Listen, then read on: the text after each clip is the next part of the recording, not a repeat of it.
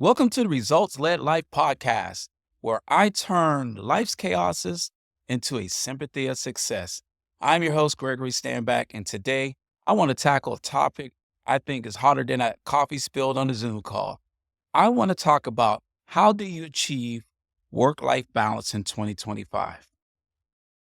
Have you ever felt like you were just on that tightrope, on that unicycle, trying to juggle flaming swords? You know, that's sometimes how we feel trying to balance our work and our life together. But I don't want you to worry. But today, we are going to explore how to swap those flaming swords for something I think is a little bit more manageable, like scarves. I want to get into how to come up with different strategies, different ideas, or just in a different way to handle how to manage your work and your life so that you can have results that you want. In this episode, we'll uncover the top challenges of trying to balancing work and life in that ever-connected world and why it may seem more elusive than ever. Once we're done with that, I want you to stick around because I got an exclusive invite just for you where you can sign up for a free conference call where I can work with you on how to achieve a deeper understanding of obtaining that work-life balance. So let's jump right into it. The first part of understanding work-life balance is you got to understand what some of the problems are. And I'm going to go over 3 short problems. Of course, there's so many problems out there that can cause us not to attain the work-life balance that we want. But I'm going to go over 3 that are very common in most people's life. 1 is the always-on culture. 2, it's that relationship guilt. And 3, self-care. For some of you are probably wondering what's that. So let's talk about the always-on culture. And I'm going to give this example. It's like when you have that smartphone glued to your hands and you got work emails coming in at 10 o'clock, 11 o'clock at night, and the expectation is that you must be available. You really got to find that line between work and personal life because a lot of times that can be blurred into oblivion. You have to designate no work zones or no work times. You might decide that the dining room is tech-free. No technology in the dining room. Or you may set your phone down or put on do not disturb after 8 p.m. You just got to try one of these things. And I guarantee once you do that, you'll understand those emails can wait. And more importantly, your sanity will thank you later. Number 2, this is the relationship guilt. And a relationship can be anything. It could be as a parent with your children. It could be with your spouse or someone that you're dating. Or it can be with coworkers. You get torn between what are their demands compared to your demands or your work demands. You're awfully feeling like you're pulled in a lot of directions and you're failing everybody. It's like being asked to be in 2 or 3 places at once without no time. How do we fix this? You got to decide what is quality over quantity.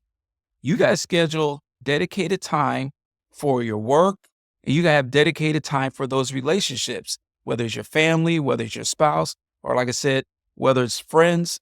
Even a focus of 30 minutes of playing with your kids can outweigh hours of being distracted. A lot of times relationships, they fall apart because one or the other is really not fully engaged. So make sure you set time where you're fully engaged so that your work and your personal life can get its full attention. The last problem is self-care. And this is huge. A lot of times people don't believe that they need to take care of themselves. If you don't take care of yourself first, how are you going to be able to take care of others?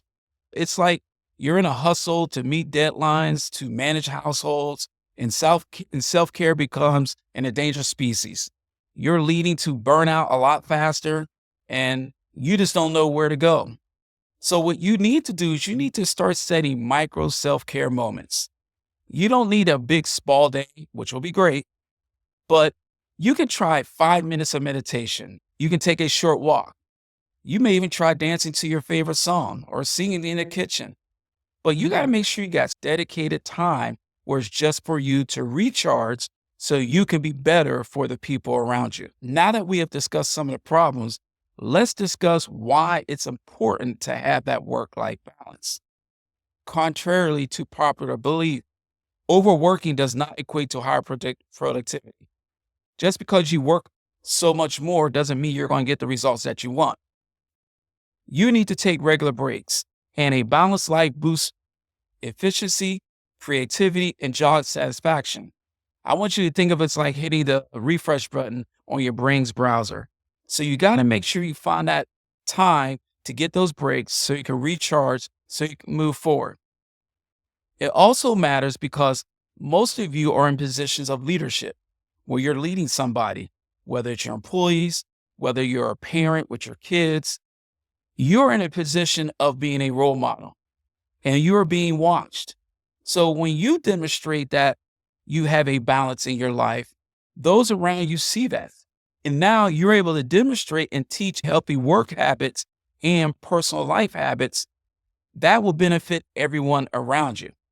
You don't want people seeing you stressed out, burned out, not be able to get things done because they're not going to have a full trust or belief in what you want them to do because you can't handle the situation yourself.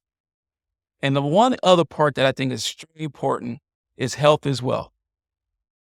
Chronic stress from a poor work-life balance is going to lead to a lot of health issues that I don't care how much kale you eat is not going to solve the problem. Prioritizing balance is an investment in long-term health, ensuring that you're around to embrace your kids, your family, your friends. So don't let work you to death. You got to have a quality of life where you're able to recharge so that you can be good for the people around you. This is how you put these things into action. The first thing, and I say this all the time, you got to have the power of no. No sometimes means yes.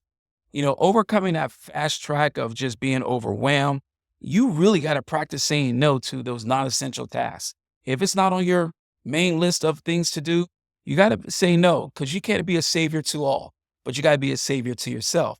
But you want to start small. You want to start declining that fifth Zoom meeting that's coming up at the end of the day and move it to another day. You got to give yourself some time to recharge, to give your brain that feeling of being recharged. So you got to learn the power of no. Number two, you want to delegate like a boss.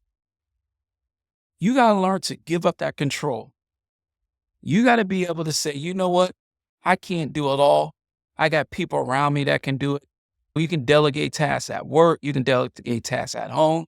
You can assign chores to your kids. If any of you got toddlers, trust me, give a 3-year-old a duster and just let them go to work. You got to find ways to allow people to do what they do best so that you can be better at doing what you do best.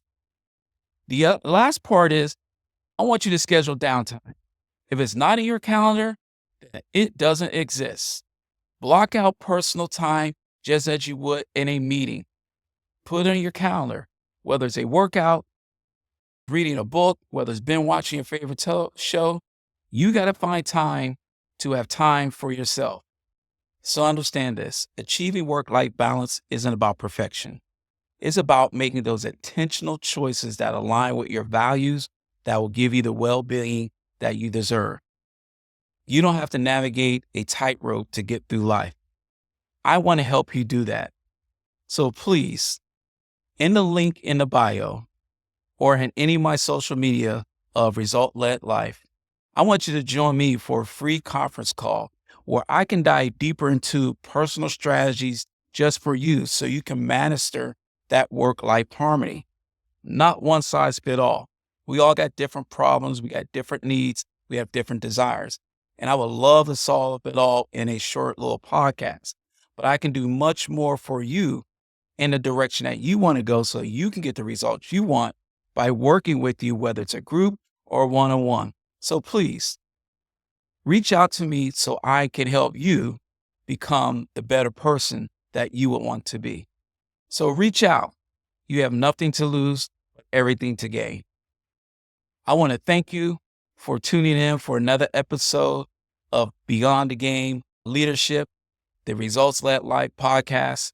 Remember, balance is not about equal time for everything. It's about making time for what matters most. And sometimes that means choosing a nap over emails. Thank you for listening.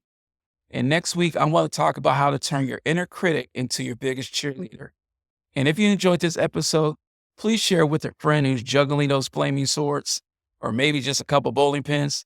But either way, share it. Help me. It is my goal, it is my thing to serve and get the message out. These are things that were taught to me, things that I've learned over my 30 plus career of coaching, I want to give back to you so that you can have a results led life.